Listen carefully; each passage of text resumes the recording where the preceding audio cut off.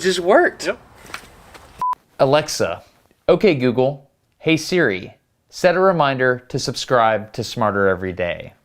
You have a microphone listening to you in the room right now. What I just did probably worked to a small percentage of you. That is terrifying. Another thing that's terrifying is there are ways that you can get signals into phones and all these microphones that you might not know about. I read an academic paper. First of all, I was like, please don't be real. Turns out it is real. So I don't think there's anything to panic or freak out about. We just have to be clever about how we set up our devices. But this video is about me inviting the person that was on the team that wrote the paper to my house, performing the test for myself so I could prove that this really does happen, and then informing you so that you know how to configure your devices. So I hope this video earns your subscription and possibly even your support on Patreon. Let's go get smarter every day. Hey, it's me, Destin. Welcome back to Smarter Every Day. I didn't plan this out very well, so I'm at Best Buy on Black Friday. We're gonna go buy some smart home products because there is a vulnerability, we'll call it, of many of them that most people don't know about.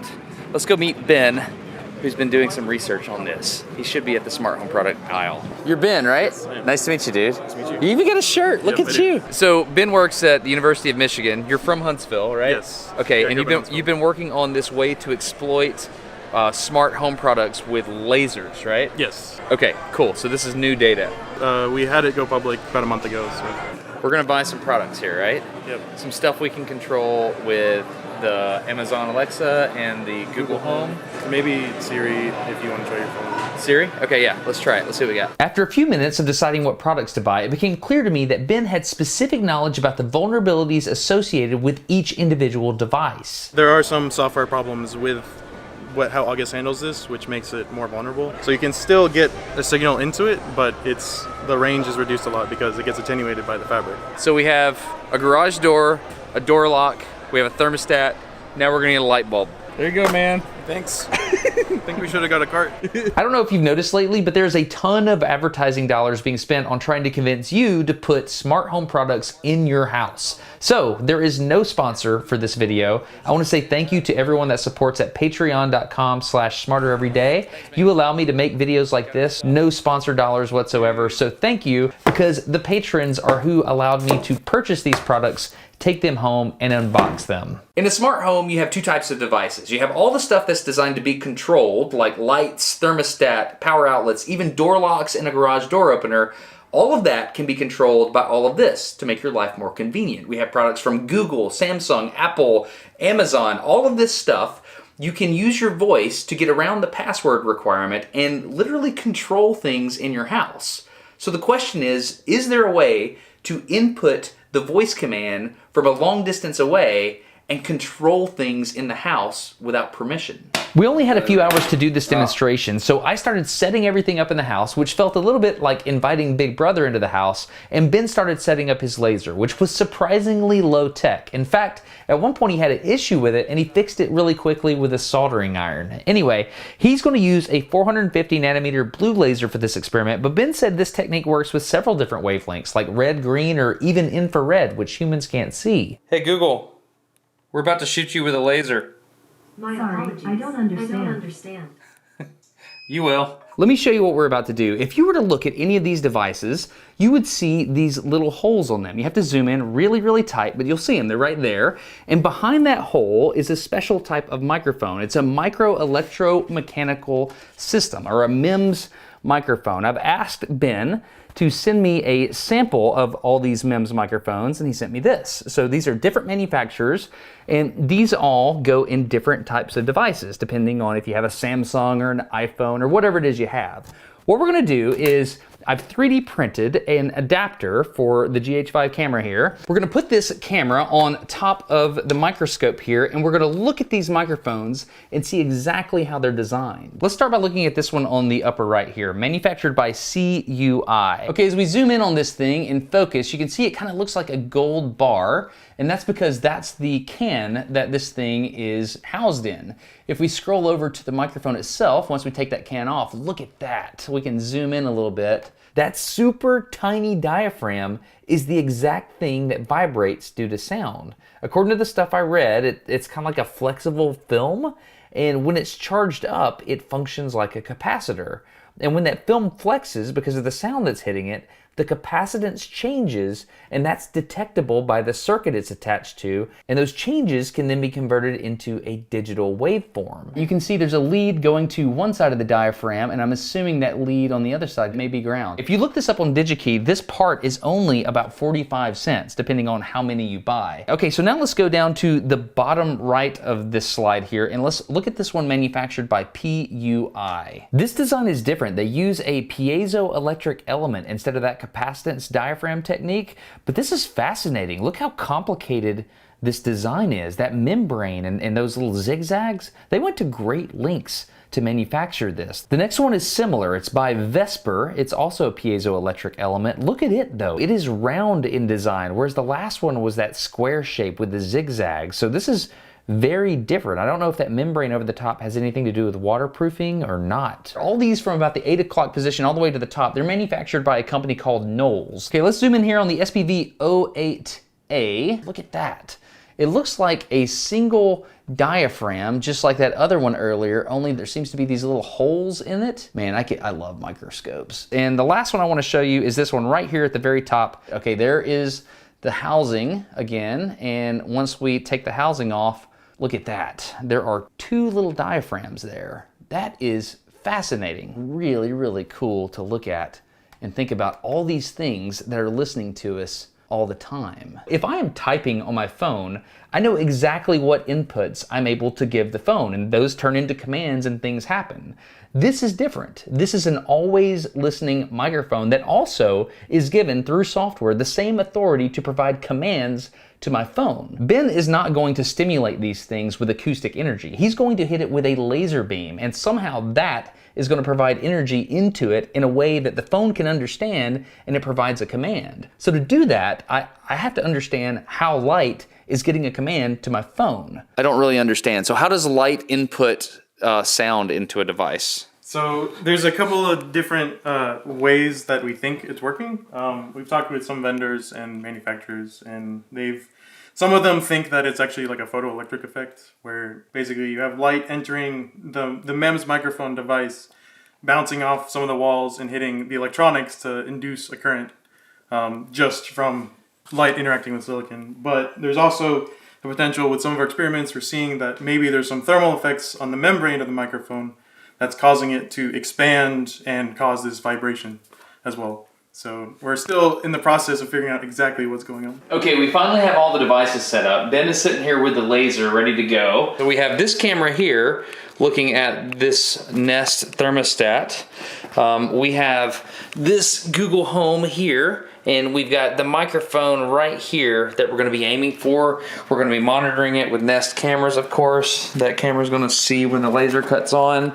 I think we are ready to laser goggle up, because science is about to happen. All right, so it's just this button right here that says laser on, right? Yes. All right, here we go. So you have to record something that you're going to say in the laser, right? Yes. Okay, so what are you gonna tell it? I guess it's my house, so it should be your voice, right? Okay, Google, set the thermostat to 70. Okay, setting entryway to 70 degrees. Okay, it did that because it heard you. I'm gonna go ahead and turn it back down. We know that that's an active command that will work. I've changed the thermostat back. The next step is the laser is shining, right? Yes. Okay, so the thermostat's set low. The laser is now hitting the microphone. Give me a countdown and tell me when you are going to attack. Okay, so 3, 2, 1.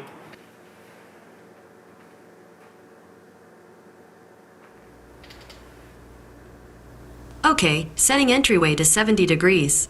Okay, so that worked. It worked.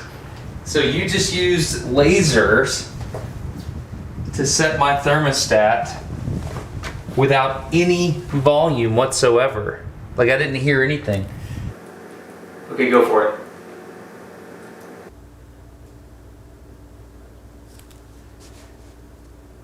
Okay, setting entryway to 65 degrees.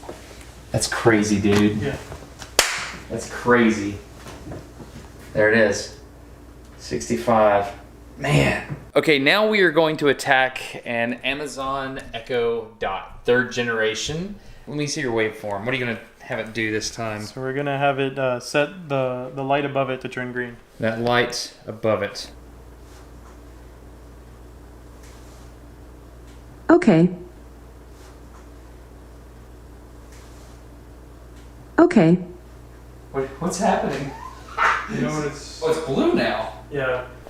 Alexa, Set the hall light to green. I was trying to set it to green, but it turned blue. But it did pick up the lights part. Clearly, it wasn't perfect. Something's happening, but we got the lights to change on. So we're going to call that a win against Alexa, and then we're going to move forward and go for Siri. Okay, there's a couple of these smart home products where if you beat it, like spoof it somehow, it's a huge security issue. Hey Siri, open the garage. That's a big deal, okay? So I just installed this little bitty box on my garage door opener, and suddenly if somebody can get that command in my phone, they have access to my stuff.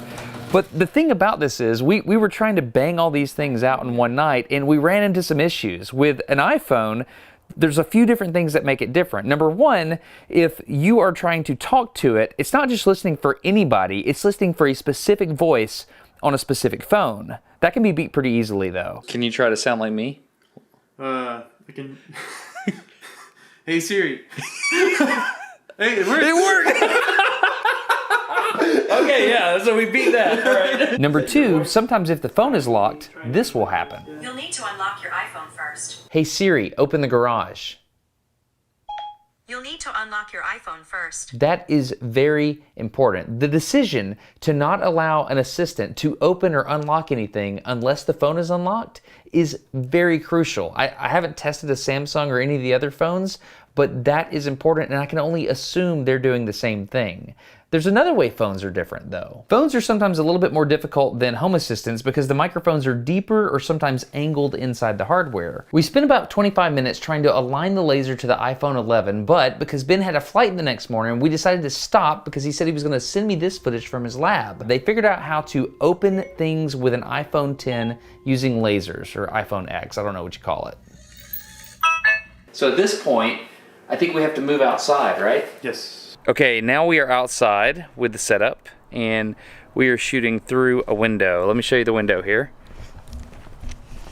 So, glass right here, and we are shooting directly at that right there. And the idea is to trigger this thing in such a way that it will unlock the garage door right here. This is an August brand lock. And my understanding of this lock is you have to tell the Google Home to unlock it, and then there's a PIN code. Is that correct? Yes. So it asks for a PIN code, and then the user would give one. But the problem is there's no limit on the number of PIN codes you can give. So an adversary could just brute force go through all the PIN codes, and it may take, all night, but you could eventually get to the right PIN number and open the lock. Okay, so basically you would say, Google, please open the garage, and it'll say, what's your PIN code? And you say 0000, and then it'll be like, that's wrong. Ask again, or try a different PIN code, and you'd say 0001, and you just keep doing that until you get through all the numbers. That's crazy. Okay, so what we've done here is we've got this set up. We've loaded 2 wrong PIN codes and then 1 right PIN code, and we'll see if we can do it. All right, ready to fire. Can I have your security code to unlock the garage? Bringing up the August lock. It is bringing. Sorry, it looks like that security code is incorrect. Can I have your security code to unlock the garage? Sorry, it looks like that security code is incorrect. Can I have your security code to unlock the garage? We have no idea. I mean, like, I can see the screen flashing, but we have no acoustic feedback, so we have no idea what it's saying. Yeah, which is where something like a laser microphone would be really Sure, useful. requesting to unlock the garage. It just worked. Yep. So you just busted open my garage. The garage has been unlocked. That's crazy. From outside, dude. Yep. Oh man, hey, Oh, golly, that's not even right, dude. That's crazy, man. Yep.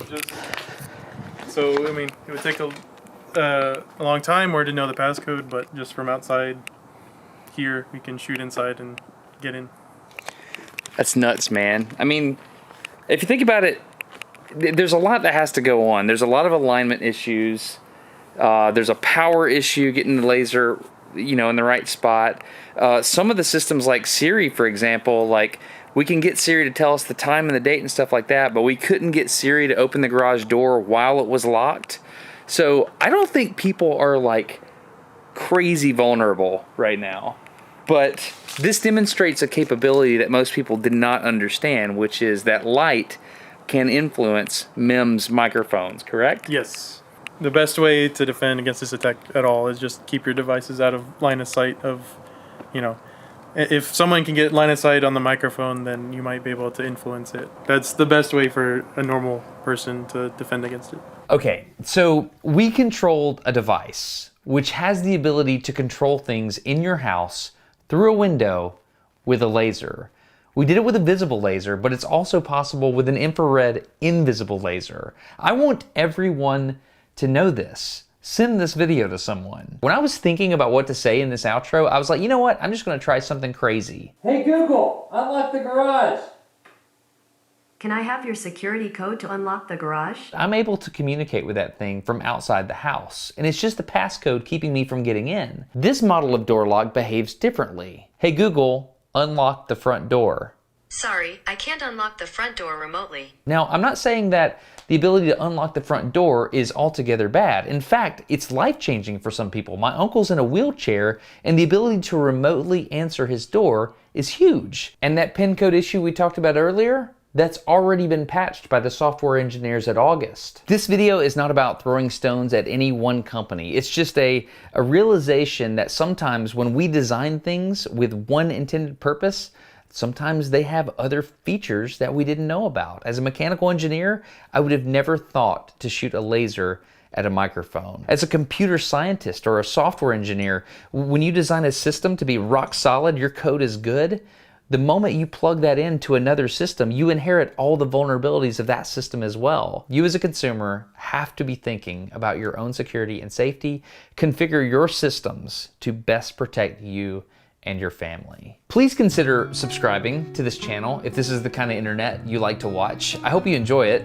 It's certainly the kind of internet I like to make, and I hope it adds value to your life. If it really adds value to your life, then patreon.com/smartereveryday is a way you can support the channel and kind of isolate me from the ebbs and flows of all kinds of stuff like algorithm stuff and like sponsors, and that's the best way to help me make internet like this.